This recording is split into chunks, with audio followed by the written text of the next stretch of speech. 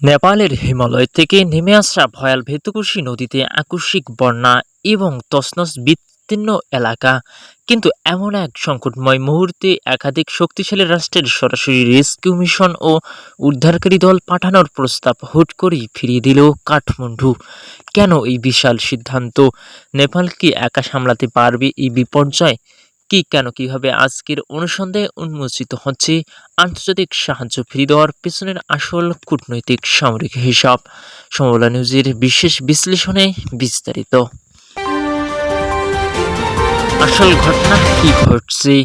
আন্তর্জাতিক গণমাধ্যম কাঠমান্ডুর পোস্টের প্রতিবেদনে উঠে আসছে চাঞ্চল্যকর তথ্য।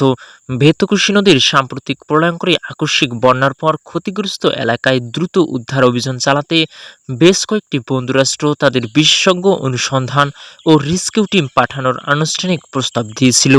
কিন্তু কাঠমান্ডু সরকার অত্যন্ত স্পষ্ট ভাষায় জানিয়ে দিয়েছে, এই মুহূর্তে নেপালের কোনো বিদেশি সামরিক বা বেসামরিক উদ্ধারকারী দলের প্রয়োজন নেই।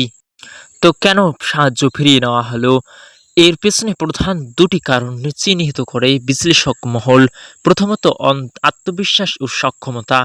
নেপাল সরকারের প্রতিরক্ষা ও হোম মিনিস্ট্রির মতে তাদের নিজস্ব নিরাপত্তা সংস্থা, বিশেষ করে নেপাল সেনাবাহিনী ও সশস্ত্র পুলিশ বাহিনী দুর্গম পাহাড়ি অঞ্চলে কাজ করতে অত্যন্ত অভিজ্ঞ এবং এ ধরনের আকস্মিক দুর্যোগ একা মোকাবিলা করতেই পুরোপুরি সক্ষম।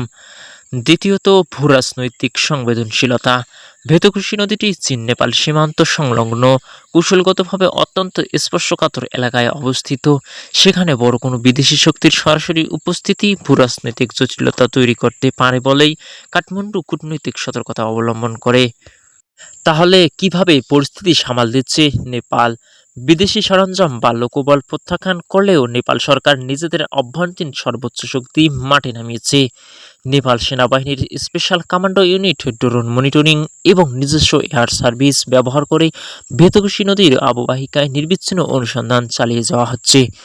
স্থানীয় প্রশাসন থেকে শুরু করে জরুরি ত্রাণ ব্যবস্থা সংস্থাগুলোকে সার্বক্ষণিক সর্বোচ্চ সতর্ক অবস্থায় রাখা হয়েছে।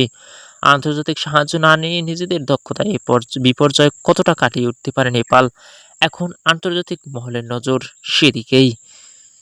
নিউজ ডেস্ক, সমলা নিউজ।